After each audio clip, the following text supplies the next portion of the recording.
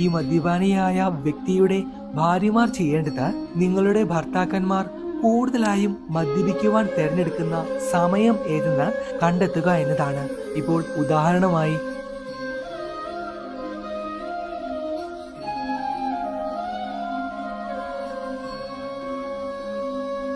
ശ്രേഷ്ഠ വചനങ്ങൾ ഭാഗം 151. അസാധ്യമായത് ചെയ്യുക എന്നതിനേക്കാൾ ആനന്ദകരമായ മറ്റൊന്നുമില്ല. ഹരേ കൃഷ്ണ. നമസ്കാരം. ഇന്ന് നമ്മൾ പറയുവാൻ പോകുന്ന ആശയം തീർത്തും വ്യത്യസ്തമാണ് കേട്ടോ. ഒട്ടേറെ ദുശീലങ്ങൾ ഇന്ന് നമ്മുടെ സമൂഹത്തിലുണ്ട്. അവയിൽ ഏറ്റവും പ്രധാനപ്പെട്ട ഒന്ന് തന്നെയാണ് മദ്യപാന ശീലം എന്ന് പറയുന്നത്. ഈ ഒരു വീഡിയോ നിങ്ങൾ കണ്ടു എന്ന് കരുതി ഒരിക്കലും ആ ശീലം നമ്മുടെ ശരീരത്തിൽ രക്തത്തിൽ അലിഞ്ഞു ചേർന്ന ആ ശീലം മാറിക്കൊള്ളണമെന്നില്ല.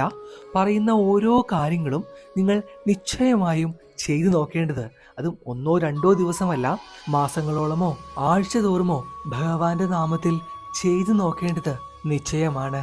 പിന്നെ ഒരു കാര്യമുണ്ട്, ഈ ശീലങ്ങൾ നിങ്ങൾക്ക് നിർത്തുവാൻ അത്രമാത്രം ആഗ്രഹമുണ്ട് എങ്കിൽ മാത്രമേ ഇത് മുന്നോട്ട് കാണേണ്ടതുള്ളൂ. അല്ലാത്തവർക്ക് ഇപ്പോൾ തന്നെ മൊബൈൽ മാറ്റി മറ്റേതെങ്കിലും റീൽസ് കാണാവുന്നതാണ്. അപ്പോൾ ശരി, കൂടുതലായിട്ടൊന്നും പറയുന്നില്ല, മുഴുവനായി തന്നെ കാണുക. പറയുന്ന ഓരോ കാര്യങ്ങളും ശ്രദ്ധാപൂർവം കേട്ട് വിളുക. പിന്നെ പ്രത്യേകം എടുത്ത് പറയേണ്ടതില്ലല്ലോ, ചെറുതായിട്ടൊന്ന് ലൈക്ക് ചെയ്യുന്ന കാര്യം കൂടി പരിഗണിക്കുക. എന്നിരുന്നാൽ മാത്രമേ മറ്റുള്ള ഭക്തജനങ്ങൾക്കും നമ്മളിടുന്ന ഓരോ അറിവുകളും എത്തിച്ചേരുകയുള്ളൂ. ശരി, അപ്പോൾ ഒട്ടും ദീർഘിപ്പിക്കുന്നില്ല, ഭഗവാന്റെ നാമത്തിൽ തന്നെ നമുക്ക് തുടങ്ങാം. മദ്യപാന ശീലം ഒന്നുകൊണ്ട് മാത്രം തകർന്നു പോയ ലക്ഷക്കണക്കിന് കുടുംബങ്ങളാണ് നമ്മുടെ ഈ സമൂഹത്തിൽ, ഈ കേരളത്തിലുള്ളത്. സ്വന്തം ഭർത്താവിൻ്റെ അല്ലെങ്കിൽ സ്വന്തം അച്ഛൻ്റെ മദ്യപാന ശീലം മാറുവാൻ വഴിപാടുകൾ കഴിച്ചും പൂജകൾ നടത്തിയും ക്ഷേത്രങ്ങൾ തോറും കയറി ഇറങ്ങിയും നമ്മൾ നടന്നിട്ടുണ്ട് അല്ലേ? പക്ഷെ എന്തൊക്കെ ചെയ്തിട്ടും ആ മദ്യപാന ശീലത്തിന് ഒരു മാറ്റവും സംഭവിച്ചതുമില്ല. ഇവിടെയാണ് നമ്മൾ ഒരു കാര്യം മനസ്സിലാക്കേണ്ടത്. മറ്റൊരാൾക്ക് വേണ്ടി നാം എന്തൊക്കെ ചെയ്താലും, വഴിപാടുകൾ, പൂജകൾ, പ്രാർത്ഥനകൾ എന്ത് നടത്തിയാലും ആ മനുഷ്യ ശരീരത്തിന് സ്വയമേവ തോന്നണം, അല്ലെങ്കിൽ ഭഗവാൻ തോന്നിപ്പിക്കണം, ഈ ശീലം എന്നിൽ നിന്നും അകറ്റുവാൻ സമയമായി, ഇത് മോശമാണ്, എത്രയും പെട്ടെന്ന് തന്നെ അവ എനിക്ക് മാറ്റിയെടുക്കണമെന്ന് സ്വയമേവ തോന്നിയാൽ മാത്രമേ അദ്ദേഹത്തിൻ്റെ ആ ദുശീലം, അതിപ്പോൾ എന്തു തന്നെയായാലും പരിപൂർണമായും മാറ്റിയെടുക്കുവാനായി സാധിക്കുകയുള്ളൂ. അതാണ് ഞാൻ തുടക്കമേ പറഞ്ഞത്. നിങ്ങളൊരു മദ്യപാനിയാണെങ്കിൽ അല്ലെങ്കിൽ ഏതെങ്കിലും ഒരു ദുശീലമുള്ള ആളാണ് എങ്കിൽ അത് സ്വയമേവ നിർത്തണമെന്ന് അതിയായ ആഗ്രഹമുണ്ട്, പക്ഷെ നടക്കുന്നില്ല. എല്ലാ ദിവസവും വേണ്ട, ഇതിന്ന് ചെയ്യരുത് എന്ന് നമ്മൾ മനസ്സിൽ കരുതുമെങ്കിലും വർഷങ്ങളോളം നമ്മൾ തുടർന്നു പോകുന്ന ആ ശീലത്തിൻ്റെ അനന്തരഫലമായി വീണ്ടും ആ ദുശീലം നമ്മൾ ചെയ്യും, അവ ആവർത്തിക്കുകയാണ് ചെയ്യുന്നത്. ആയതുകൊണ്ട് തന്നെയും ഈ വീഡിയോ കാണുന്ന ഓരോരുത്തരും ഒരു കാര്യം മനസ്സിലാക്കി വെക്കുക. നമ്മൾ തുടർച്ചയായും ആവർത്തിച്ചു പോരുന്ന ശീലം, അതിപ്പോൾ നല്ല ശീലമാകാം, ദുശീലമാകാം, എന്തു തന്നെയായാലും അവ മാറ്റണമെന്ന് നമുക്ക് ആഗ്രഹമുണ്ട്, സാധിക്കുന്നില്ല എങ്കിൽ ആ ശീലത്തെ അവസാനിപ്പിക്കുവാനുള്ള വഴികളാണ് നാം തേടേണ്ടത്.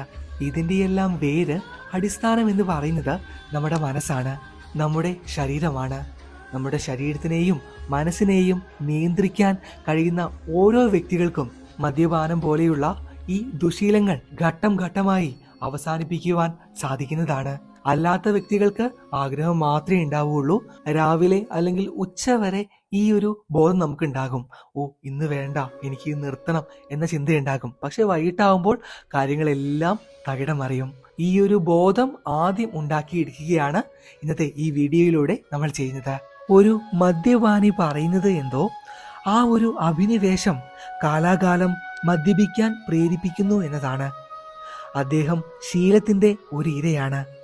കാരണം ലഹരിയിലേക്ക് നയിക്കുന്ന പ്രവൃത്തികൾ പതിവായി ആവർത്തിക്കുന്നതിനാൽ അദ്ദേഹത്തിൻ്റെ ഉപബോധ മനസ്സിൽ ഈ വ്യക്തിപരമായ അഭിപ്രായങ്ങളും അഭിരുചികളും അടിസ്ഥാനമാക്കി ഒരു ക്രമം രൂപപ്പെടുത്തിയെടുക്കുന്നു. ഇതാണ് ഞാൻ ആദ്യം പറഞ്ഞത്. ഏതെങ്കിലും ഒരു കാരണമുണ്ടാക്കി ആ ശീലത്തിലേക്ക് പതിയെ വീണ്ടും നമ്മളെത്തും. ഞാനിപ്പോൾ വായിച്ചുകൊണ്ടിരിക്കുന്ന ഒരു ഗ്രന്ഥത്തിലെ അധ്യായം 3 പരാമർശിക്കുന്ന പ്രധാനപ്പെട്ട വരികളാണ് നിങ്ങൾക്കായി വായിച്ചു കേൾപ്പിച്ചത്. ഇതേപോലെ തന്നെ മദ്യപാനികൾ അല്ലെങ്കിൽ മദ്യം ഉപേക്ഷിക്കണമെന്ന് അതിയായ ആഗ്രഹമുള്ള വ്യക്തികൾ പറയുന്ന 2 വാക്കുകളാണ്. എനിക്ക് മദ്യം ഉപേക്ഷിക്കണം, പക്ഷേ കഴിയുന്നില്ല എന്നൊരാൾ പറയുമ്പോൾ അത് ഉപേക്ഷിക്കണമെന്ന് അദ്ദേഹത്തിന് അതിയായ ആഗ്രഹമുണ്ടാകും. പക്ഷേ എത്ര കഠിനമായി പരിശ്രമിച്ചാലും അദ്ദേഹത്തിന് വളരെ കുറച്ചേ കഴിയുകയുള്ളൂ. ഇവിടെയാണ് ആ ശീലത്തെ മറികടക്കുന്നതിന് ആവശ്യമായ കാര്യങ്ങൾ കൂടുതലായും നാം ചെയ്യണമെന്ന് പറയുന്നത്. ഇതിൻ്റെ ആദ്യപടിയായി നിങ്ങൾ ചെയ്യേണ്ടത്, അല്ലെങ്കിൽ ഈ മദ്യപാനിയായ വ്യക്തിയുടെ ഭാര്യമാർ ചെയ്യേണ്ടത്, നിങ്ങളുടെ ഭർത്താക്കന്മാർ കൂടുതലായും മദ്യപിക്കുവാൻ തിരഞ്ഞെടുക്കുന്ന സമയം ഏതെന്ന് കണ്ടെത്തുക എന്നതാണ്. ഇപ്പോൾ ഉദാഹരണമായി രാവിലെയാണോ കൂടുതലായും മദ്യപിക്കുന്നത്, വൈകിട്ട് ജോലി കഴിഞ്ഞാണോ അതിനുവേണ്ടി അദ്ദേഹം സമയം കണ്ടെത്തുന്നത് എന്ന് നിങ്ങളൊന്ന് കണ്ടെത്തുക. മദ്യപാനം നിർത്തണമെന്ന് അതിയായ ആഗ്രഹമുള്ള ഒരു വ്യക്തിയാണ് നിങ്ങളെങ്കിൽ തീർച്ചയായും സ്വബോധത്തോടെ ഏത് സമയത്താണ് ഞാൻ കൂടുതലായും മദ്യപിക്കുന്നത്, എൻ്റെ കൂട്ടുകാരുള്ളപ്പോഴാണോ അല്ലെങ്കിൽ ഞാൻ ഒറ്റയ്ക്ക് ഇരിക്കുമ്പോഴാണോ എന്ന് സ്വയമേവ ഒരു തിരിച്ചറിവുണ്ടാക്കിയാൽ മാത്രം മതി. ഇനി നിങ്ങൾ ചെയ്യേണ്ടത്, നമ്മൾ കണ്ടെത്തിയ ആ സമയമുണ്ടല്ലോ, ആ സമയത്ത് അദ്ദേഹത്തിന് പ്രിയപ്പെട്ട മറ്റേതെങ്കിലും പ്രവൃത്തി, ഓരോ വ്യക്തികൾക്കും സന്തോഷം നൽകുന്ന ഓരോരോ കാര്യങ്ങളുണ്ടാവും. അത് തൻ്റെ ഭാര്യയ്ക്കല്ലാതെ മറ്റാർക്കാണ് കൂടുതലായും അറിയാം. ആ പ്രവൃത്തി അദ്ദേഹത്തിനെ കൊണ്ട് സ്ഥിരമായും ചെയ്യിപ്പിക്കുവാൻ നിങ്ങൾ മുതിരണം. സ്ഥിരമായും ഈ സമയക്രമത്തിൽ അദ്ദേഹത്തിന് സന്തോഷം നൽകുന്ന മറ്റു പല കാര്യങ്ങളും നിങ്ങൾ നിർബന്ധപൂർവം അദ്ദേഹത്തിനെ കൊണ്ട് ചെയ്യിപ്പിക്കുക. ഉദാഹരണമായിട്ട് പറയുകയാണെങ്കിൽ, പുറത്ത് ഭക്ഷണം കഴിക്കുവാൻ പോകുന്നതോ, തൻ്റെ മക്കളോടൊപ്പം സമയം ചെലവഴിക്കുന്നതോ, നിങ്ങൾ രണ്ടുപേരും ഒറ്റയ്ക്കുള്ള ആനന്ദകരമായ നിമിഷങ്ങളോ, ഇവയെല്ലാം അദ്ദേഹം കൂടുതലായും മദ്യപിക്കുവാൻ ആ സമയത്തിൽ ചെയ്യുക. നിലവിൽ വർഷങ്ങളോളമായും ചെയ്തു പോരുന്ന ആ ശീലത്തിനെ മറികടക്കുവാൻ വേണ്ടിയാണ് ഇത്തരത്തിലുള്ള പ്രവൃത്തികൾ ചെയ്യുവാൻ പറയുന്നത്. അപ്രകാരം ഒരുപാട് നാളുകൾ ഈ പറഞ്ഞ ശീലത്തെ പരിപൂർണമായും മാറ്റി മറ്റൊരു ശീലത്തെ ആ സമയത്തിൽ പുനഃസ്ഥാപിച്ചു കഴിഞ്ഞാൽ തീർച്ചയായും നിങ്ങളുടെ ദുശീലത്തിന് മാറ്റമുണ്ടാവുക തന്നെ ചെയ്യുന്നതാണ്. ഏറ്റവും ലളിതമായി ഒരു കാര്യം ഞാൻ പറയട്ടെ. ഇപ്പോൾ 2 ആഴ്ച അല്ലെങ്കിൽ ഒരാഴ്ച സ്ഥിരമായി മറ്റൊരു ശീലം, നമ്മൾ പറഞ്ഞിട്ടുള്ള ആ ശീലം ചെയ്തു എന്നിരിക്കട്ടെ. ഏതെങ്കിലും ഒരു ദിവസം ആ സമയത്ത് ഈ പറഞ്ഞവ ചെയ്യുവാൻ നമുക്ക് സാധിച്ചില്ല. അദ്ദേഹം അപ്പോൾ ആ സമയത്ത് മദ്യപിക്കുവാൻ പോയി എന്ന് തന്നെ ഇരിക്കട്ടെ. മദ്യപിക്കുന്ന വേളയിൽ നമ്മൾ മുമ്പ് ചെയ്തിട്ടുള്ള ഈ പ്രവൃത്തികളെല്ലാം അദ്ദേഹത്തിൻ്റെ ആ മനസ്സിലേക്ക് കടന്നു വരും. ഇതിലും വലുതാണ് ആ ലഹരിയെന്ന്, ആ സന്തോഷകരമായിട്ടുള്ള പ്രവൃത്തികളെന്ന്, ശീലങ്ങളെന്ന് അദ്ദേഹത്തിന് സ്വയം ബോധ്യപ്പെടും. പിന്നീടുള്ള ദിവസങ്ങളിൽ വീണ്ടും ഈ സമയത്ത് ആ ചെയ്ത പ്രവൃത്തികൾ ആവർത്തിക്കുവാൻ ശ്രമിക്കുക. തൻ്റെ ഭർത്താവ് നല്ല രീതിയിൽ മുന്നോട്ട് പോകണമെന്ന് അതിയായി ആഗ്രഹിക്കുന്ന ഭാര്യമാർ ചെയ്യേണ്ടത് നല്ല നല്ല ആശയങ്ങൾ അദ്ദേഹത്തിന് കൊടുക്കുക, ചിന്തകൾ നൽകുക. സ്നേഹത്തോടെയുള്ള ഓരോ പെരുമാറ്റവും ചിലപ്പോൾ അദ്ദേഹത്തിൻ്റെ ആ ദുശീലം മാറ്റിയെടുക്കുവാനുള്ള ചെറിയ ചെറിയ പടികളായിരിക്കാം. പിന്നെ നമ്മൾ ആദ്യം പറഞ്ഞതുപോലെ ആ വ്യക്തിക്ക് സ്വയമേവ ഒരു തോന്നലുണ്ടാവണം, എനിക്ക് നിർത്തണം, ഈ ദുശീലം എന്നെ പൂർണ്ണമായും നശിപ്പിച്ചുകൊണ്ടിരിക്കുകയാണ് എന്നൊരു സ്വയമേവയുള്ള തോന്നലുണ്ടായാൽ മാത്രമേ ഇത്തരത്തിലുള്ള പ്രവൃത്തികളെല്ലാം ഫലം കാണുകയുള്ളൂ. അതിപ്പോൾ പ്രാർത്ഥനയായാലും എന്തു തന്നെയായാലും. അങ്ങനെ ഒരു തോന്നലുമില്ല, ഞാൻ എൻ്റെ ഇഷ്ടത്തിന് ജീവിക്കും, എനിക്ക് ഒരു ജീവിതം മാത്രമേ ഉള്ളൂ, ഞാനത് ആസ്വദിച്ച് തന്നെ മദ്യപിച്ചും പുകവലിച്ചും ഒക്കെ മുന്നോട്ട് പോകുമെന്ന് ധാർഷ്ട്യത്തോടെ പറയുന്ന ഒരു വ്യക്തിയാണ് നിങ്ങളുടെ ഭർത്താവ് അല്ലെങ്കിൽ നിങ്ങളുടെ അച്ഛനെങ്കിൽ തീർച്ചയായും ഞാൻ പറയുക, അവരെ അങ്ങ് ഉപേക്ഷിച്ചുകൊള്ളൂ. വേറെ ഒന്നും ചെയ്യേണ്ടതില്ല.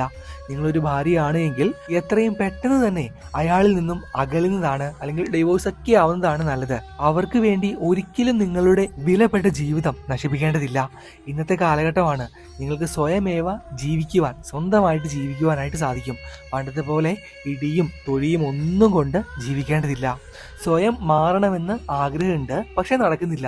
അങ്ങനെയുള്ളവരെ മാത്രമേ ഒരു ഭാര്യ അല്ലെങ്കിൽ മകൾ എന്ന രീതിയിൽ അവരെ സഹായിക്കുവാൻ പാടുള്ളൂ.